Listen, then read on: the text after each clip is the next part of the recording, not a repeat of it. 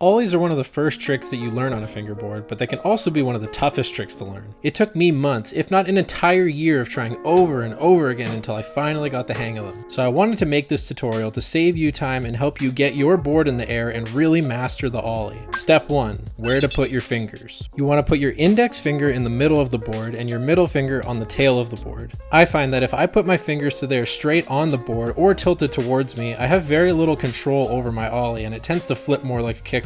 What I do instead is I tilt my fingers slightly away from me. I tilt my fingers just enough so that I could draw an imaginary straight line from the tip of my index finger all the way to the tip of my middle finger. Step number 2, popping the board. To pop the board, we want to press directly down on the tail with our middle finger and try to get all 4 wheels in the air like the board is doing half a backflip. When you first try this, the board may go all over the place and be out of control, but the key here is to try to make the board go straight backwards and land upside down on top of your middle finger. Practicing this step will get you used to how much pressure you need to do an ollie and to make sure you are pressing straight down on the tail. One technique that really helps is to pull the board backwards when you pop. You'll notice that when you watch a lot of fingerboarders in slow motion that they actually pause right before they pop the board, and that's what really gives them the momentum to get the board in the air. So when you pull the board backwards when you pop, it makes it a lot easier to make it flip directly onto your middle finger. Step number 3, leveling out the board in the air. Once we can pop our board and get our front wheels in the air, we want to use our index finger to level out the board so that it's flat and then land on all 4 wheels at the same time. When you're first learning, it's okay if your ollies aren't completely flat in the air, but what you really want to focus on is keeping your index finger on the board the entire time so that the board doesn't flip over. This is where the finger positioning of tilting your fingers slightly back can really help, because it's extremely difficult to keep it from flipping with just the tip of our index finger. By turning our fingers slightly away from us, it gives the board more of our index finger to catch on, and on top of that, we're applying pressure across the entire board, which will keep it from flipping like a kickflip. It's also important to keep your fingers along the center of the board, because if you have them too close to you, that will also cause the board to flip and you'll lose control of your ollie. You can also try to keep your fingers more flat if that feels more comfortable to you, and this will also give you more control and keep the board from flipping. A lot of people like to think of this motion as drawing a half circle or a rainbow with your hand. So once you pop the board and pull backwards, you'll want to move up with your wrist and level out the board with your index finger at the top of the rainbow, and then from there all you need to do is keep your index finger on the board and land on the ground with all 4 wheels. A good way to get used to the feeling of your index finger staying on the board the entire time and drawing the rainbow is to put your board on the edge of a table. What we want to do is push our middle finger on the tail of the board so that the board is pressed up against the edge of the table and your bottom wheels are on top of the table. Next, you want to move your hand slightly away from the table and turn your fingers towards the ceiling so that the board falls onto your fingers and is now upside down.